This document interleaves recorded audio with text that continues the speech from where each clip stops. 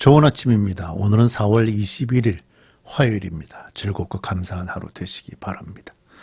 어제 말씀을 보면 이삭과 야곱은 당시 따로 떨어져 살았습니다.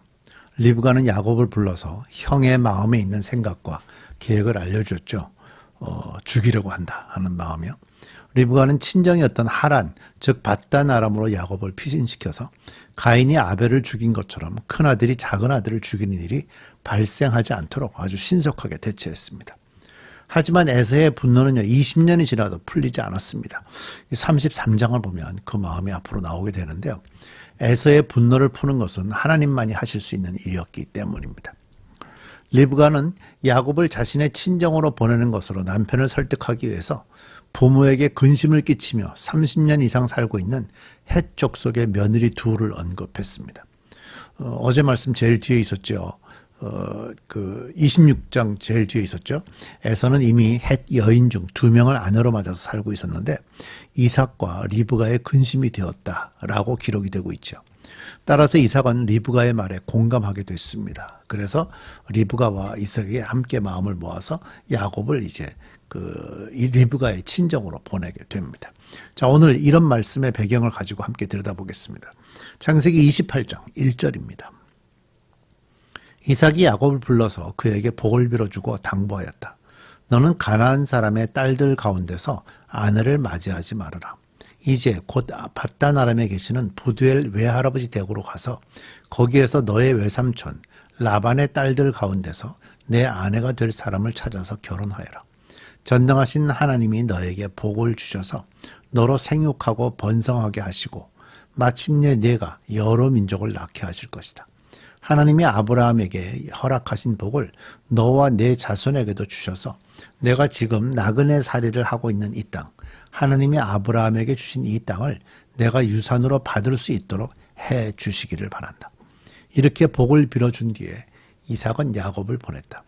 야곱은 밧단 아람으로 가서 라반에게 이르렀다.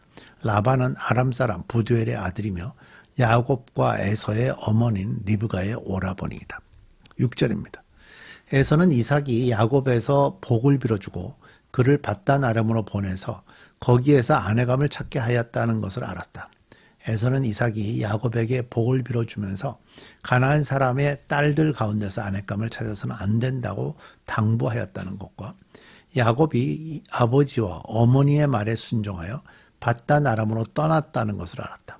에서는 자기 아버지 이삭이 가나안 사람의 딸들을 싫어한다는 것을 알고 이미 결혼하여 아내들이 있는데도 이스마엘에게 가서 그의 딸 마할랏을 또다시 아내로 맞이하였다. 마할랏은 느바옅의 누이이며 아브라함의 손녀이다. 이삭은 야곱을 보내면서요, 하나님께서 야곱에게 복을 주신 것을 다시 한번 확인을 해줬죠. 여기 이제 3절 4절에 보면 전능하신 하나님이 너에게 복을 주셔서 너로 생육하고 번성하게 하시고 마침내 내가 여러 민족을 낳게 하여 주실 것이다.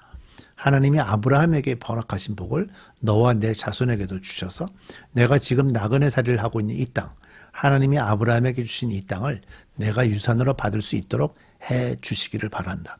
사실 이삭 입장에서는 야곱이 길을 떠나서 아주 멀리 가기 때문에 다시 돌아올 확률이 떨어질 거라고 생각을 했을 거예요. 그러나 하나님이 주신 축복의 메시지가 이거였죠. 다시 이 땅에 돌아와서 하나님의 복을 받는 거였죠. 그래서 하나님의 말씀을 그대로 다시 축복을 해 줬습니다. 이렇게 함으로써 아브라함, 이삭, 그리고 야곱으로 이어지는 하나님의 일이 완결되었습니다. 야곱이 이삭의 축복 기도를 다시 한번 받고요. 대략 한 600마일 정도의 긴 길을 떠났을 때 나이가 77살이었습니다. 에서는요, 자기가 40살에 결혼하였던 헷 족속의 두 아내가 아버지 이삭과 어머니 리브가를 기쁘게 하지 못한다는 것을 알고 있었습니다. 그래서 그는 새로운 계기를 만들어 부모의 환심을 사려고 했는데 혹시 했지만 역시라고요. 이스마엘의 딸인 마할렛을 아내로 맞이하였습니다. 하지만 그것은 부모의 마음에 근심을 더하게 된 일일 뿐이었습니다. 왜냐하면 이스마엘의 후손들은요, 야곱의 후손들을 대항하여 살 사람들이기 때문이죠. 자, 이제 10절로 들어갑니다. 28장 10절입니다. 야곱이 부엘세바를 떠나서 하란으로 가다가 어떤 곳에 이르렀을 때에 해가 저물었으므로 거기에서 하룻밤을 지내게 되었다. 그는 돌 하나를 주워서 베개로 삼고 거기에 누워서 자다가 꿈을 꾸었다. 그가 보니 땅에 층계가 있고 그 꼭대기가 하늘에 닿아 있고 하나님의 천사들이 그 층계를 오르락 내리락 하고 있었다. 주께서 그 층계 위에 서서 말씀하셨다. 나는 주 너의 할아버지 아브라함을 보살펴준 하나님이요 너의 아버지 이삭을 보살펴준 하나님이다. 내가 지금 누워있는 이 땅을 내가 너와 너의 자손에게 주겠다. 너의 자손이 땅의 티끌처럼 많아질 것이며 동서남북 사방으로 퍼질 것이다. 이 땅 위의 모든 백성이 너와 너의 자손 덕에 복을 받게 될 것이다. 내가 너와 함께 있어서 내가 어디로 가든지 너를 지켜주며 내가 너를 다시 이 땅으로 데려오겠다. 내가 너에게 약속한 것을 다 이루기까지 내가 너를 떠나지 않겠다. 아마 야곱은 둘째 날 밤에 이렇게 이 지금 읽었던 장소에 도달했던 것 같아요. 그 지역이 이제 루스라는 지역인 것 같은데요. 그 루스라는 지역에는 이교도의 신전이 있었던 걸로 추정이 되거든요. 아무래도 신전이 있으면 굉장히 큰 건물이 있는 건데 아무리 웅장했다 하더라도요. 야곱으로서는 생전 처음 개인적으로 하나님을 만난 그런 그 놀라운 장소가 되기 때문에 실제로 눈에는 아무것도 보이지 않는 그저 평지 그런 맨 땅이지만 그것은 이교도의 신전 같은 큰 건물과 비교할 수 없었을 겁니다. 여기 이제 사다리가 나옵니다. 사다리가 나온다는 말은요. 하늘과 땅 사이에 다리를 놓지 못할 곳이 없다 하는 것을 확실하게 보여주는 어떤 그 그림자와 같은 모습이죠. 하나님께서는 야곱을 항상 보호하고 계셨던 겁니다. 야곱이 아버지와 관련된 성소들이 아닌 곳에서 하나님을 만나 뵙고 놀라는 것을 보면 그것이 야곱에게는 전혀 새로운 발견이었던 것으로 보입니다. 사실 고대 세계에서는요. 신의 권위와 능력이 특정 민족의 영역에 한정되어 있다고 생각하는 것이 보통이었습니다. 그래서 이 장에 나타나는 사상은 하지만 이 장에 나타나는 그런 사상들은 그런 신년들은 전혀 다릅니다. 야곱은요. 하나님의 권능이 온 세계에 미친다는 사실을 알게 되었고요. 하나님께서는 야곱에게 약속하시기를 그가 어디로 가든 함께 계시면서 보호하시며 당신의 계획을 반드시 이루시겠다고 말씀하고 있죠. 그러니까 곧 이 말씀은 아브라함과 맺으신 언약이 이 세 번째 세대에 이르러서 야곱까지 이어지면서 다시 새롭게 확인되는 그런 내용이라고 볼 수 있습니다. 자, 16절입니다. 야곱은 잠에서 깨어서 혼자 생각하였다. 주께서 분명히 이곳에 계시는데도 내가 미처 그것을 몰랐구나. 그는 두려워하면서 중얼거렸다. 이 얼마나 두려운 곳인가. 이곳은 다름 아닌 하나님의 집이다. 여기가 바로 하늘로 들어가는 문이다. 야곱은 다음날 아침 일찍 일어나서 베개 삼아 벤 그 돌을 가져다가 기둥으로 세우고 그 위에 기름을 붓고 그곳 이름을 베델이라고 하였다. 그 성의 본래 이름은 루스였다. 야곱은 이렇게 서원하였다.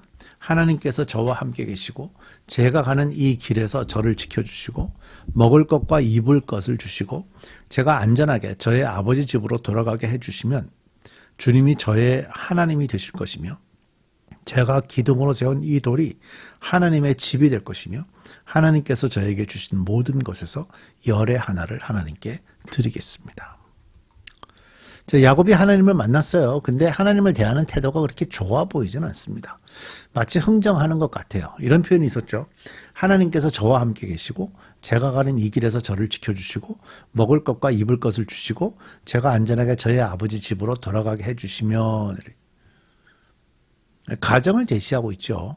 마치 하나님과 흥정하고 있는 것 같아요. 이렇게 해주시면 나한테 도움이 되는 이 모든 것들을 해결해 주시면 그럼 제가 이제 하나님께로 가겠습니다. 이런 얘기입니다.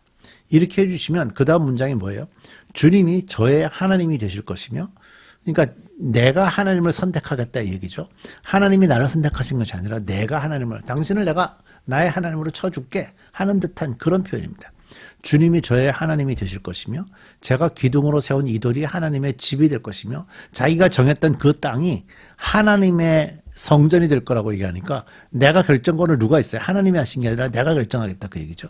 하나님께서 저에게 주신 모든 것에서 열의 하나를 하나님께 드리겠습니다. 여기서 쓸만한 문장은 하나님께서 저에게 주신 모든 것이라는 이 문장 하나 정도 쓸만하죠. 이런 대답하는 거 보니까 야곱은 아직 흥정하는 자 정도 우유부단한 모습 그런 것들로 보여요. 그만큼 믿음이 부족하고 자기 자신과 물질의 이익에 더 몰두해 있었던 걸로 보입니다.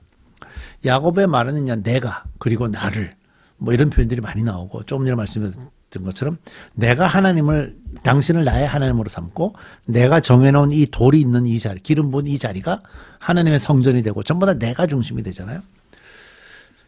그러니까 하나님이 그에게 주신 모든 어떤 은혜들과 비교해 볼 때 너무 작은 보답, 그리고 모든 것들이 중심이 자기 자신에게 있어요. 그러니까 야곱에게는 아직도 아주 계속해야 될 아주 먼 영적인 순례, 그런 것들이 남아있다라고 보여지는데, 하지만요, 시작은 잘 되고 있는 것 같아요. 이 과정에서 아브라함과 이삭과 야곱의 하나님이 될 만한 길을 시작은 했다. 자, 시작은 했습니다. 야곱은 이제 점점 하나님께 가까이 다가가게 될 겁니다. 우리 기도하십시다. 우리도 삶을 살아가면서 그리스도인이라고 하긴 하지만 실제적으로 하나님의 말씀과 우리의 삶에 괴리가 많이 있음을 합니다. 엊그제 주일 말씀에서도 있었던 것처럼, 그 마지막 부분에 있었던 것처럼 하나님의 약속의 말씀과 실제 환경 사이에는 차이가 있었기 때문에 아브라함도 그런 고민들을 했던 걸 봅니다. 그러나 이 본문의 야곱은 이제 시작이 되었습니다.